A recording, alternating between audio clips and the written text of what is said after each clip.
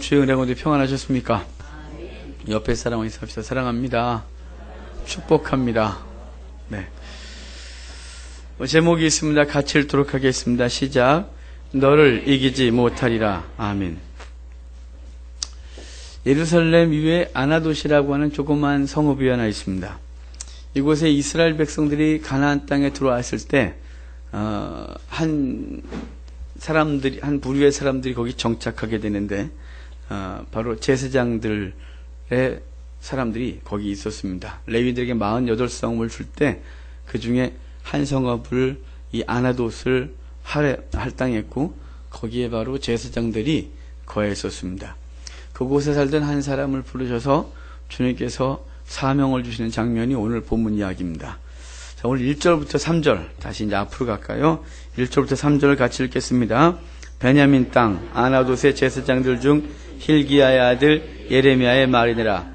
아몬의 아들 유다 왕 요시야가 다스린 지 13년에 여호와의 말씀이 예레미야에게 임하였고, 요시야의 아들 유다의 왕 여호야김 시대부터 요시야의 아들 유다의 왕 시드기야의 11년 말까지 곧 5월에 예루살렘이 사로잡혀 가기까지 임하니라. 아멘. 예레미야라는 한 사람을 부르는데 그가 어디 출신이냐고 하냐면 여기 아나돗 출신이라고 말해요. 아나돗 출신의 한 제사장을 불렀습니다. 예레미야를 아나돗 제사장이라고 말할 때 그 이유는 그들이 특정한 한 집단을 이루고 살았던 사람들임을 의미해요. 여호수아 21장 18절과 역대상 6장 60절을 통해서 알 수 있는 것은 아나돗은 레위인들이 모여 살았고, 그 레위인들 중에 고핫 자손, 또 고핫 자손 중에 아론의 후손들이 모여 살던 곳이 바로 이 아나돗입니다. 아나돗에 거주하던 제사장이라는 말은 한 가지 사건을 또 기억하게 하는데, 그것은 열왕기상 2장에 솔로몬이 왕을 이어받은 후에 그 자기보다 먼저 왕을 스스로 취하려고 했던 그의 형 아도니아를 옹립했었던 한 사람들이 있었습니다. 그 중에 한 사람이 제사장 아비아달인데, 이 사람이 쫓겨난 곳이 바로 아나돗입니다. 이 아비아달은 성막이 실로에 있을 때 제사장이었던 엘리의 후손이었습니다. 엘리가 자녀 교육을 잘 못하지 않습니까?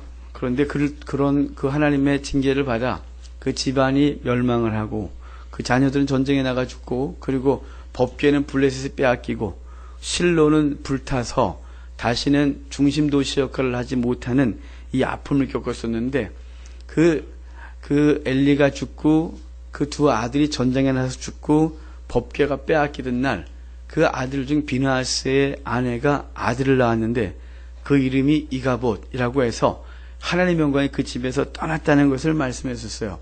그의 후손이 바로 아비아달이었는데, 그가 마지막으로 다윗 때 제사장으로 있다가 이제 줄 잘못 서는 바람에 이 솔로몬에게 폐위되어서 고향 땅 아나돗에 가서 거하게 되었었습니다.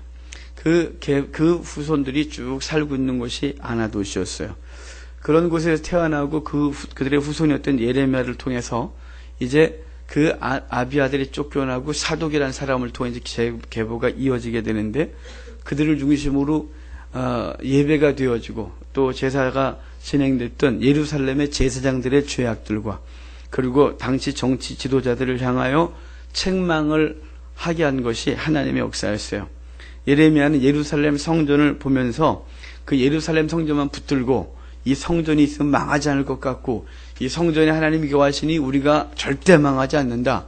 하나님이 성전과 함께 하시니까 우리를 복주시고, 그리고 대적들이 우리를 절대로 이기지 못한다고 하는 자신들의 어마어마한 죄 속에서도 그것을 앞에 딱 내세우고 죄 짓고 있는 그들을 향하여 예레미야는 책망을 하는데, 우리 조상들이 실로에서 제사장으로 있을 때 범죄하여 법궤도 빼앗기고 실로도 초토화되고 그리고 집안이 몰락했던 사실을 기억하게 하고, 지금 예루살렘이 그런 현실이다라는 걸 예레미야는 자신의 집안 내, 자신들이 거기 살면서 그 대제사장이 밀려 일반적인 제사장으로 살고 있던 그들 속에서 지금 예루살렘이 과거 실로의 아픔을 다시 겪을 수 있다는 책망을 하고 있는 것입니다. 지금도 마찬가지입니다. 지금도 하나님의 말씀을 아는 자들은 이 시대의 죄악과 그것이 가져올 처참한 결과를 볼 수 있는 것입니다. 그러한 자들은 세상을 향해 외치고 안타까움으로 부르짖고 기도할 수밖에 없는 것입니다.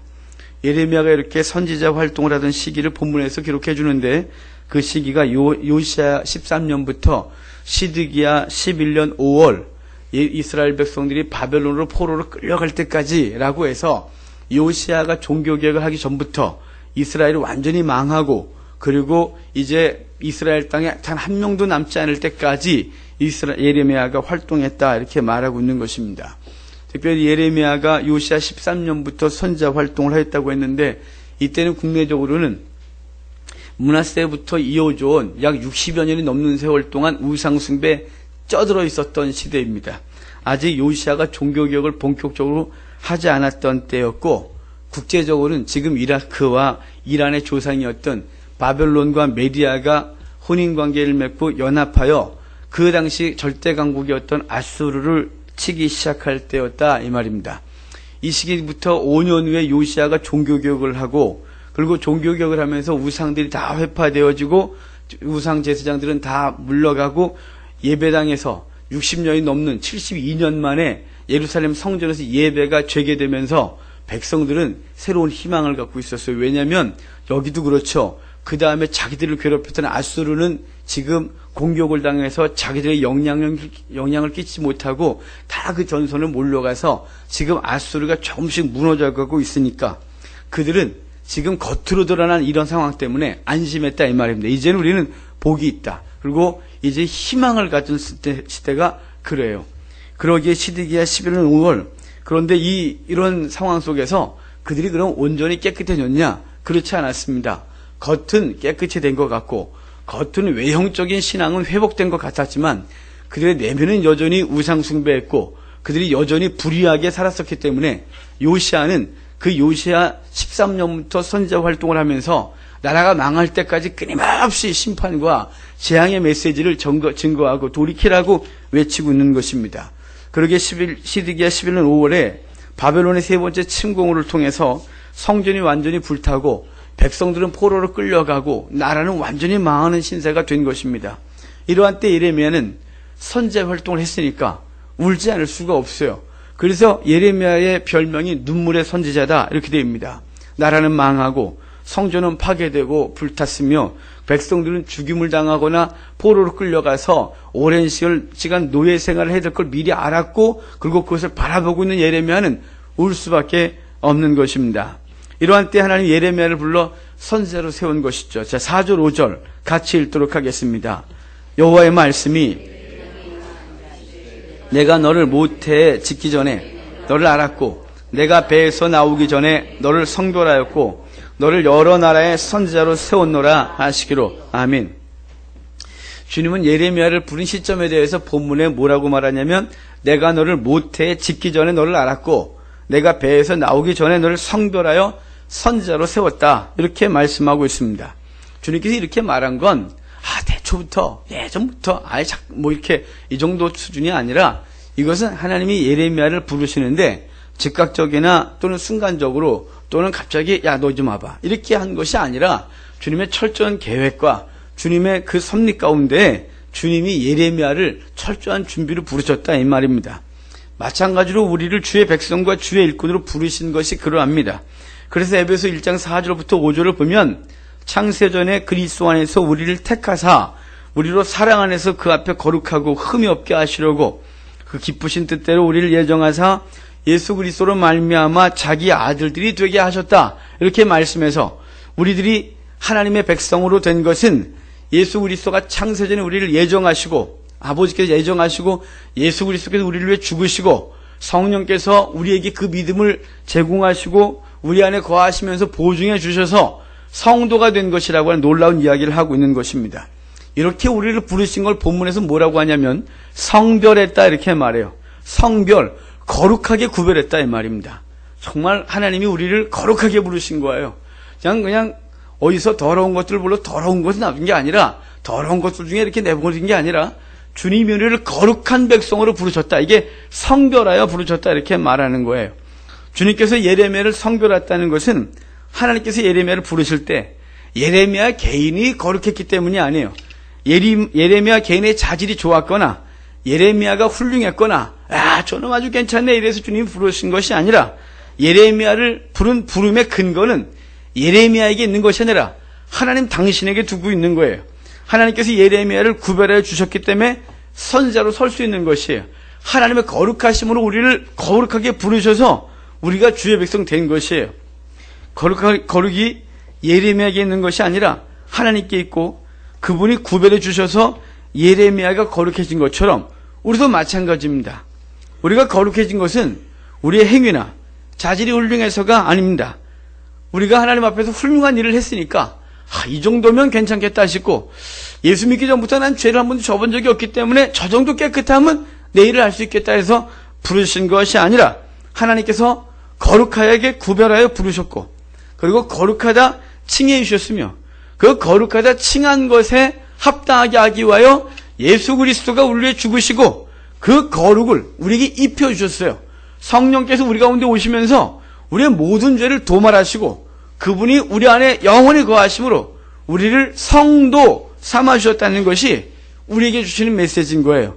여러분, 그러니까 우리를 더러울 때부터 부르셨지만 주님이 그 더러운 상태에서 우리를 부르셔서 우리를 거룩하게 만드시고 거룩한 백성으로 지금도 인정하고 있다는 사실에 대하여 감사하기를 바랍니다. 그러게 우리는 여전히 부족하고 여전히 죄를 이기지 못하지만 예수님의 은혜로 말미암아 성도가 되었다는 사실을 기억해야 돼요. 나아가 우리가 예수님의 제자로 사명자로 부름을 받은 것입니다. 제도적인 목사나 장로, 집사 등의 직분을 넘어서 하나님의 사랑과 예수 그리스도의 은혜로 우리에게 주신 이 증거의 사명, 증인의 사명을 감당하는 사명자가 됐다는 사실을 기억하셔야 돼요. 이렇게 부름을 받은 예레미야의 반응이 있습니다. 6절 그 반응 같이 읽도록 하겠습니다. 내가 이르되 슬프도소이다. 보소서 나는 아이라 말할 줄을 알지 못한 아이다 하니 아멘. 부름받은 예레미야의 첫 번째 반응은 할렐루야가 아니라 슬프도소이다예요. 예레미야가 하나님의 부르심 앞에서 슬픕니다 라고 말한 것은 당혹스럽고 그리고 그 어마어마한 일을 감당해야 된다는 것이 두려웠기 때문입니다. 그가 외쳐야 할 내용과 그 말로 쳐야 할 대상들을 생각하며 자신이 해야 될 일이 자신이 그것을 감당하기 너무 무섭고 두렵기 때문에 슬픕니다 라고 말한 것이에요. 하나님께서 예레미야에게 막신일이 세상을 향해 복을 말하거나 평안을 말하거나 복을 쏟아부어주는 얘기라면 얼마나 재밌고 할만 나겠습니까? 하지만 예레미야를 통해서 이 그 백성들에게 외치라고 하신 말씀은 복 준다가 아니라 재앙이고 심판의 메시지였습니다. 그러기에 그 말을 들은 이스라엘 백성들은 그 말과 그 말을 전하는 예레미야를 싫어했고 심지어는 그를 때리고 착고에 채우고 웅덩이에 던져서 죽이려고 했습니다. 그런데 이렇게 심판과 재앙에 대해 말하는 사명은 단지 예레미야에게만 주어진 것이 아니었습니다. 같은 시대 포로지에서 외쳤던 에스겔도 애곡과 애가와 심판의 재앙의 메시지를 전해야 했고 요엘도 당시 메뚜기 재앙을 통해 고통받는 그들을 향하여 너네가 이것이 무섭냐? 너희가 회개하지 아니하면 여호와의 심판의 날을 당해서 완전히 멸망할 것이라고 예고했었어요. 이사야를 비롯한 모든 선지자들도 그 백성들의 죄를 지적하고 그 죄에 대한 심판의 결과를 이야기할 수밖에 없는 것이 선지자들의 사명이었어요. 그래서 그 시대마다 그 시대를 보고 말씀을 전해야 하고 삶으로 그 말씀을 실천하며 그 삶으로 심판의 메시지를 전하는 사람들은 그 죄를 보고 슬퍼할 수밖에 없고 그 엄청난 사명을 감당해야 될 때 두려움으로 울 수밖에 없는 거예요. 여러분이 이 시대의 죄악들을 보고 이 시대 한국교회가 꼬꾸라져 쏟아져 내려가고 있는 것을 볼 수 있는 눈이 있기를 바랍니다. 그래서 외쳐야 하고 그래서 거룩한 삶으로 주의 복음을 증거하지 않으면 안 되는 삶이 우리 가운데 주어졌다는 이 엄중한 사명 때문에 주 앞에서 이 땅을 보고 울고 우리의 사명 앞에서 어떻게 감당할까 슬퍼하며 우는 우리가 되기를 바랍니다. 예레미야는 여기서 이렇게 말해요. 나는 아이입니다. 나는 말할 줄 알지 못합니다. 이렇게 말해요. 모세도 하나님께 부름받았을 때 오 주여 나는 본래 말을 잘하지 못하는 자입니다. 주께서 주의 종에게 명령하시는데도 역시 그러하니 나는 입이 뻣뻣하고 혀가 둔한 자입니다 라고 말하면서 자신의 사명을 못 감당하겠다고 했고 에스겔도 하나님께 사명을 받고 나서 그가 자기 집으로 돌아와 7일 동안 아무 말도 못하고 문 걸어 잠그고 정말 두려움으로 지냈어요. 솔로몬도 왕이 된 후에 그렇게 말하잖아요. 종은 작은 아이라 출입할 줄 모르는 아이다.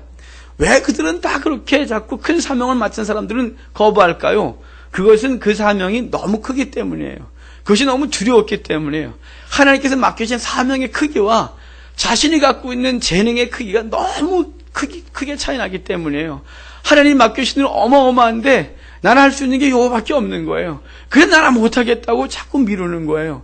여러분, 이 시대를 향하여 제가 맨날 부담을 드립니다. 한국교회가 너무 정말 두렵게 또 쏟아져 내가고 있고, 우리는 이 시대를 막아서야 되는 사명이 있다고. 근데 그럴 때마다 우리를 돌아보면 너무 작아요. 우리가 교회가 크길 합니까? 사람이 많기를 합니까? 우리가 세상적으로 지위가 높길 합니까? 그럴 때마다 우리는 이것이죠. 우리가 너 아이라 아무것도 할 수 없습니다. 어찌하면 좋을까요? 이것이 예레미야와 선지자들의 외침이고 우리들이 하나님 앞에 답답해하는 것이에요. 우리도 하나님의 부름 앞에 아이일 뿐이에요. 우리가 얼마나 연약하고 모자란지 우리는 너무너무 잘 알아요. 우리의 자신의 못난 모습은 쉽게 변하지 않고 우리 속에 죄악의 뿌리는 정말 뽑았다 싶으면 또 뿌리를 내려서 정말 끈질긴 그 죄악의 뿌리를 날마다 봐야 돼요. 쉽게 절망하고 주님께 목숨 바쳐 충성하겠다고 다짐했지만 돌아서서 곧바로 무슨 충성이냐 그러면서 절망을 하고 때로는 우리 자신의 삶을 보면서 내가 예수 믿는 건 맞냐 싶을 정도로 자신의 삶에 혐오스러울 때도 있다 이 말입니다. 그러기에 거룩한 주애를 감당하는 것은 너무나 어렵고 두려운 것입니다. 그래서 사도 바울은 이렇게 말했어요. 오라 나는 공고한 자다. 그 주께서 요구하신 율법의 크기와 자기는 아무것도 자기를 비교하면서 너무 답답했어요. 그런 탄식이 우리 가운데 있을 수밖에 없고 세리가 예배 때 세리가 기도하면서 저 성전 구석에서 가슴을 치며 오라 나는 죄인입니다. 이 죄가 어찌할 거라고 했던 이 탄식이 우리의 탄식일 수밖에 없는데 우리에게 이 시대에 주신 성도의 사명은 너무나 큰 거예요. 그래서 두렵고 어쩔 줄 모르는 것이 우리가 하나님 앞에 항상 서 있는 모습인 거예요. 이렇게 두려워하며 자신의 연약을 고민하는 예레미야 우리에게 주님은 명령하며 격려해 주신 것이 있어요. 7절부터 9절 같이 읽겠습니다. 7절부터 9절입니다. 여호와께서 내게 이르시되 너는 아이라 말하지 말고 내가 너를 누구에게 보내든지 너는 가며 내가 내게 무엇을 명령하든지 너는 말할지니라. 두려워하지 말라. 내가 너와 함께하여 너를 구원하리라. 나 여호와의 말이니라 하시고 여호와께서 그의 손을 내밀어 내 입에 대시며 여호와께서 내게 이르시되 보라 내가 내 말을 내 입에 두었노라. 아멘. 우리가 읽은 이 7절부터 9절까지 두 가지 하지 말라는 것과 두 가지 하라는 것이 있어요. 먼저 하지 말라는 것 두 개는 너는 아이라고 하지 마라고 하는 것과 그들 때문에 두려워하지 말라라는 이 두 가지예요. 너는 아이라고 하지 말라고 하고 두려워하지 말라 이렇게 말하는데 먼저 아이라고 하지 말라는 것은 예레미야가 왜 나는 아이라 아무것도 알지 못합니다라고 말할까요? 하나님께서 맡겨주신 사명을 내 능력, 내 힘으로 감당하려고 하니까 못하는 거예요. 그러니까 너는 네가 하나님의 감당은 너가 하고 너를 통하여 내가 하는 거예요. 우리를 통하여 주께서 하시는 거예요. 우린 도구일 뿐이에요. 여기 내가 있어는 나를 사용하옵소서는 이 이사야의 고백이 우리 것이 되어야 되는 거예요. 그러니까 사명 감당은 내가 하는 것이 아니니까 자꾸만 내가 못한다, 내가 어쩐다 이렇게 하지 말아요. 네가 하는 거 아니니까. 그 다음에 그들을 두려워하지 말라는 것은 주님께서 후에 뭐라 그러냐면 내가 보호하겠다. 뒤에 또 그 하나님께서 보신 이상을 통하여 지켜주시겠다고 말씀하고 있는 거예요. 그렇기 때문에 두려워하지 말라고 있는 거예요. 8절 후반에 보면 내가 너와 함께하여 너를 구원하리라 이렇게 말했잖아요. 그렇기 때문에 두 가지 하지 말라는 거예요. 나는 아이다 아무것도 하지 못한다고 하지 말고 내가 그들을 두렵다 하지 말래요. 하나님께서 하시는 것이고 하나님이 그 주의 사명 감당하기 위해 몸을 드리면 삶을 드리면 그리고 우리의 삶을 주님 내가 주를 통하여 나를 통하여 주께서 일을 하기를 원하신다고 하면 주님이 지켜 보호하신다고 말씀하고 있는 거예요. 그 다음에 두 가지 해야 될 것이 뭐냐면 내가 너를 누구에게 보내든지 가래요. 그 사람한테 가기 싫어요. 난 그 환경이 싫어요. 난 이러면 안 돼요가 아니라 내가 보내면 가래요. 또 하나는 내가 내게 무엇을 명령하든지 너는 말할지니라 이렇게 말하는 거예요. 말하라고 하면 말하는 거예요.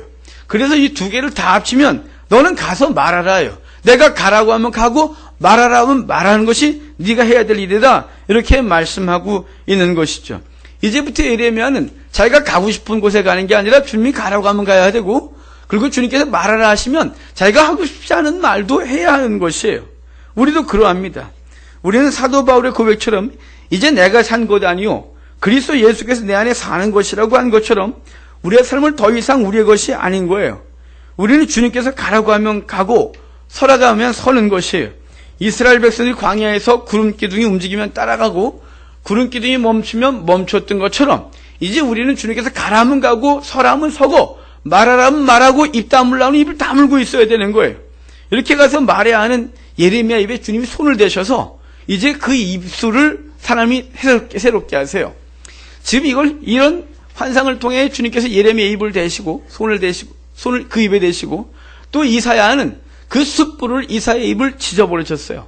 또 에스겔과 요한에게는 말씀 두루마리를 먹이게 하셔서 이제 그들이 이제부터 해야 될 말은 뭐냐면 주의 말이에요. 네 입은 이제 네 게 아니라는 거예요.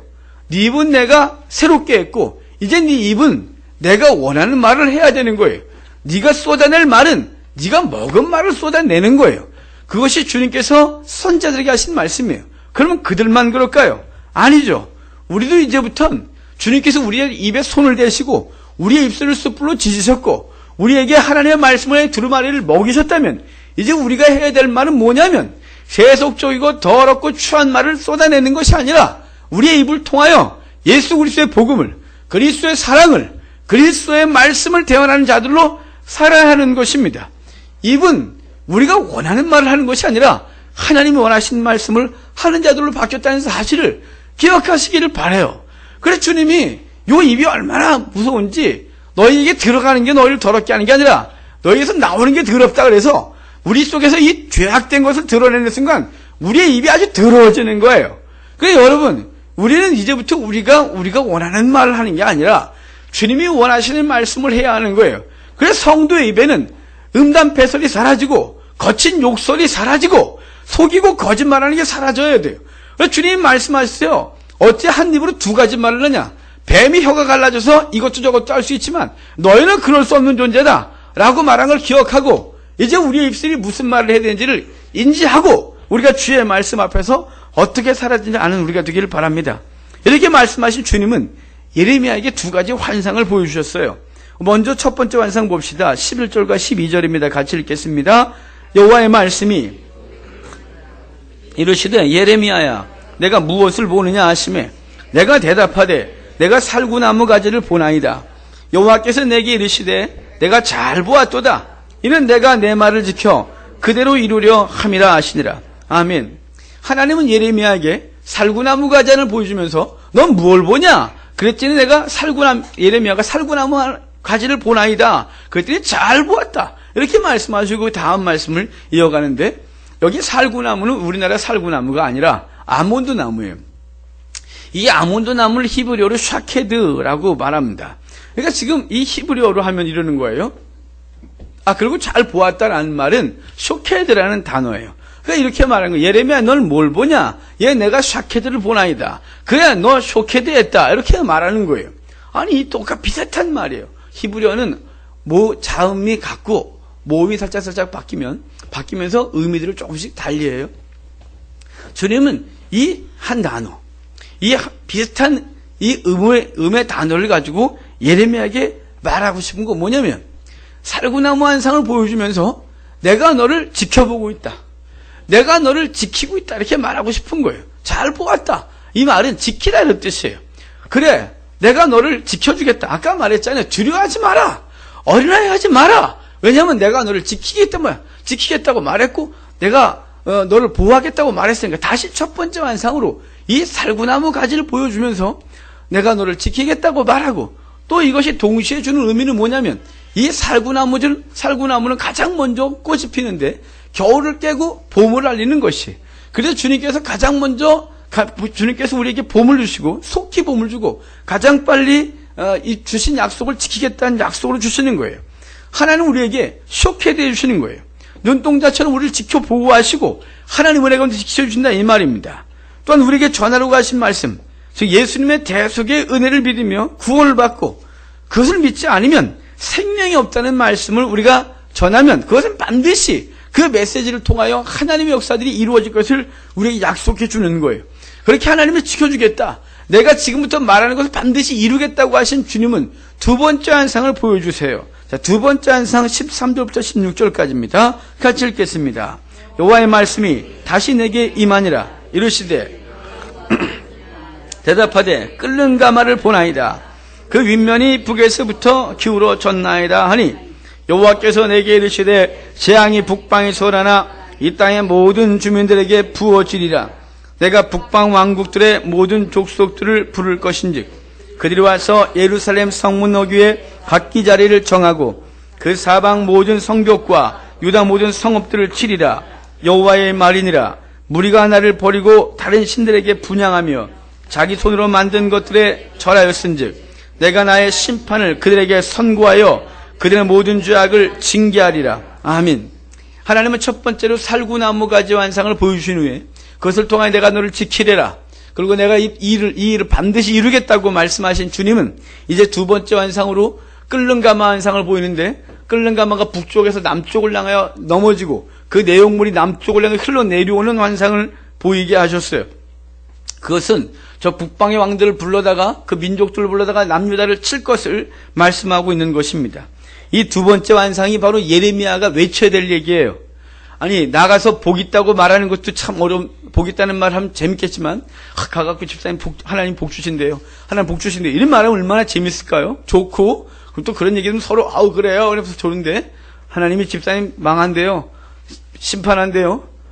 이렇게 자꾸 이런 얘기하는 건, 한두 번이지. 예레미야는 40여 년 동안, 40여 년의 삶을, 이 말씀을 외치며 살아야 되는 것이 이 예레미야의 삶이 되는 것이에요. 평안을 외치는 것도 아니고 복을 외치는 것도 아니었어요. 그냥 심판, 재앙, 애곡, 애가의 말을 전해야 되는 것이 예레미야였어요. 이렇게 심판하실 이유를 말씀하시기를 무리가 나를 버리고 다른 신들에게 분향하며 자기 손으로 만든 것들에게 절하기 때문이라 라고 본문에 말해요. 제가 말씀드렸잖아요.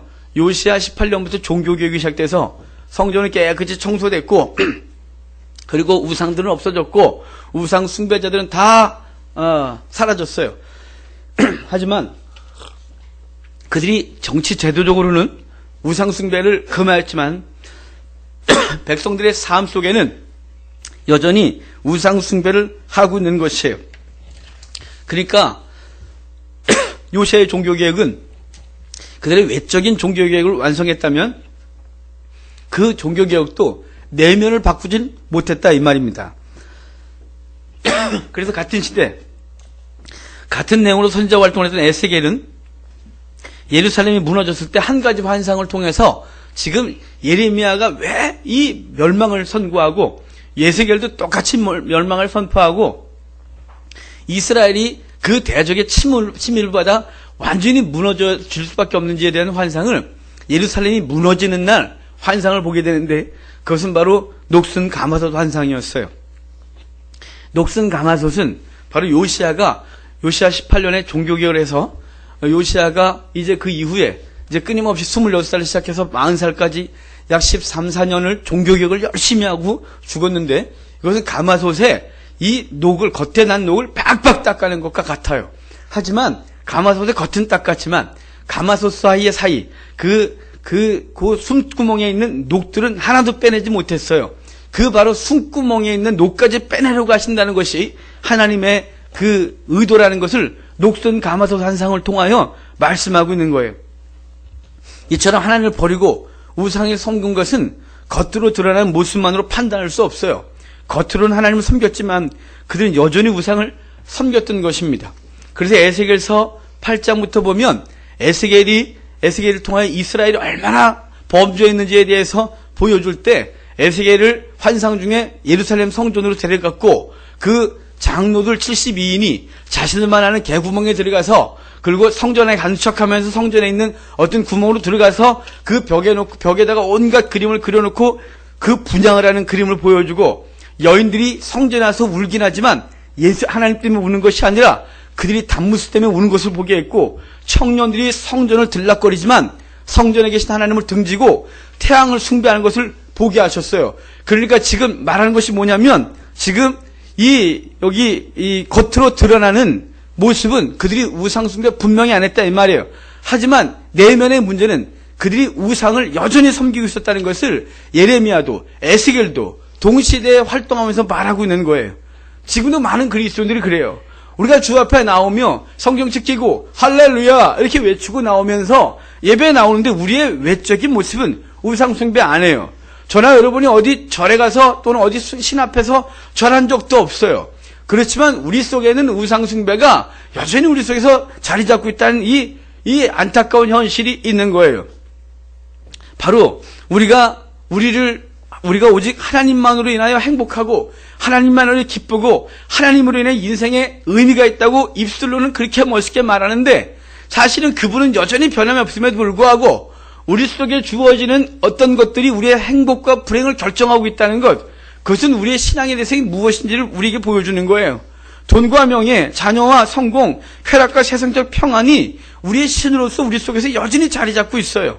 마치 소돔을 떠나면서 등 돌리지 말고 보지 말라고 했던 그의 아내가, 룻의 아내가 돌아봐 기둥댔는데 우리도 세상을 다 버리고 주 앞에 왔다고 하고 세상 것이 내게 절대 즐거움 주지 못한다고 우리는 말로는 그렇게 말하면서도 우리는 여전히 그 세상 것 내 손에 꽉 움켜쥐고 못 내려놓고 그것들을 바라보면서 아쉬워하고 그리고 그것에 멈춰서서 주님 앞에 나오지 못하고 주님과 세상 사이에서 한 발을 양쪽 발 하나씩 내려놓고 주님 앞에 쑥 들어오지 못하고 여전히 그 자리에 멈춰서서 머물러 서서 그거 내려다보고 있는 룻의 아내처럼 여전히 우리는 우리 속에 남들이 알지 못하는 우상숭배를 계속하고 있다 이 말입니다. 여러분, 저와 여러분이 이것들을 진짜 내려놨으면 좋겠습니다. 오직 주님만이 나의 하나님이시고 오직 주님만이 나의 행불행을 결정하시고 그래서 내 삶 가운데 주어지는 환난과 어려움들 때문에 주님이 계시니 안 계시니 주님을 섬기는 것에 변화가 발생된 이상한 신앙 되지 아니하고 그 어떤 어려움 속에서도 하나님을 섬기고 그분을 예배하는 것에 삶이 바뀌지 않는 요동하지 않는 우리가 되기를 바랍니다. 여러분, 매번 요동하면 대체 하나님은 우리 속에서 어떤 분이십니까? 무엇이 주어지면 하나님이 계신가 보다 그러고 무엇이 없으면 하나님이 계시지 않나 싶어서 시험에 들고 넘어지고 주를 떠나고 우리의 신앙의 강도가 약해진다면 대체 우리는 그분을 섬기는 겁니까? 아니면 우리 속에 주어지는 환경이나 재물이나 성공이나 명예나 자녀가 우리의 주인이십니까? 우리가 분명히 오늘 결정하지 않으면 지금 예레미야를 통하여 심판의 메시지가 주어진 이 메시지는 결코 남의 문제가 아니라 우리의 삶의 문제, 우리의 민족의 문제, 한국교회의 문제가 되는 것이에요. 이렇게 세상을 향해 심판의 메시지를 전해는 예레미야에게 하나님은 약속을 해주셨어요. 자, 17절부터 19절까지 같이 읽도록 하겠습니다. 그러므로 너는 내 허리를 동이고 발을 다 그들에게 말하라. 그들 때문에 두려워하지 마라. 내가 그들 앞에서 두려움을 당하지 않게 하리라. 보라, 내가 오늘 너를 그 온 땅과 유다 왕들과 그 지도자들과 그 제사장들과 그 땅 백성 앞에 견고한 성읍, 쇠기둥, 노성벽이 되게 하였은즉 그들이 너를 치나 너를 이기지 못하리니 이는 내가 너와 함께하여 너를 구원할 것임이니라. 여호와의 말이니라. 아멘. 본문에서 주님은 예레미야에게 한 가지 요구를 하고 그리고 당신께서 무엇인가 해주겠다고 약속해줘요. 그것은 예레미야에게 요구한 것이 뭐냐면 너는 내 허리를 동이고 일어나 내가 내게 명령한 바를 다 그들에게 말하라 이 말이에요. 허리를 동이고 일어나 내가 명령한 거 말하래요. 여기 하나님께서 예레미야에게 허리를 동이라 이렇게 말한 건 마음 단단히 먹어라 이 말이에요.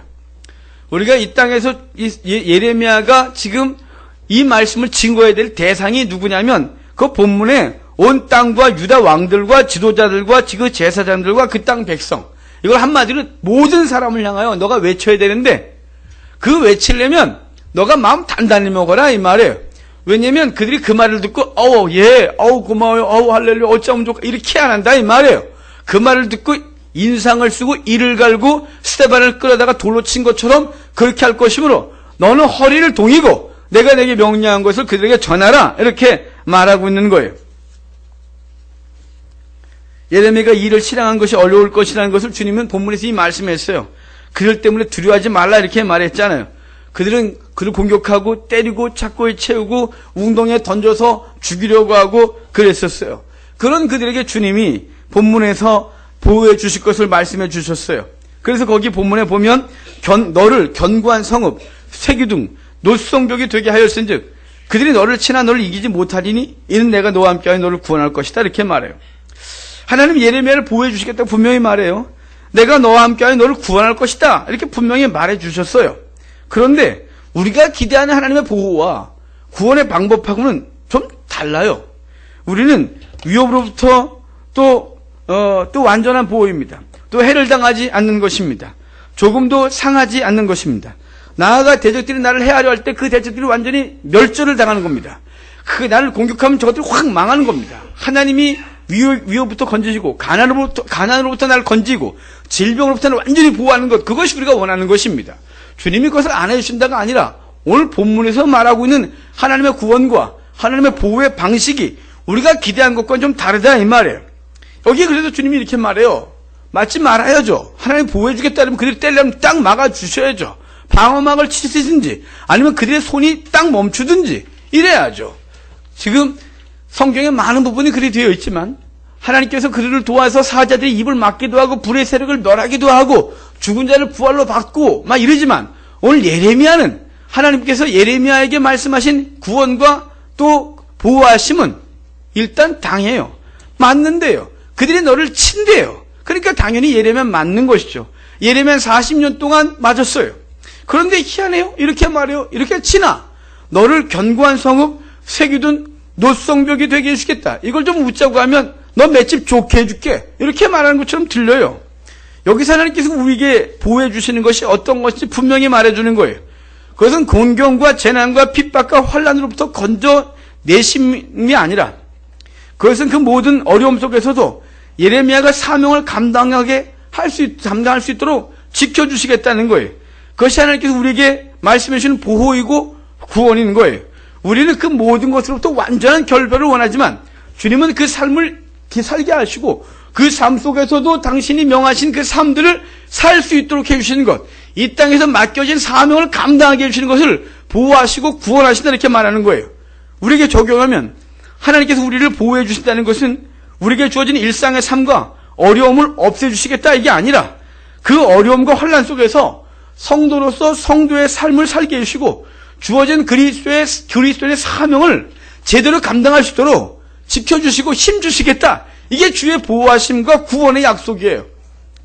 여러분, 우리에겐 이런 지금 하나님의 은혜가 죽는 날까지 끊임없다는 사실을 기억하셔야 돼요. 우리 당연히 기도합니다.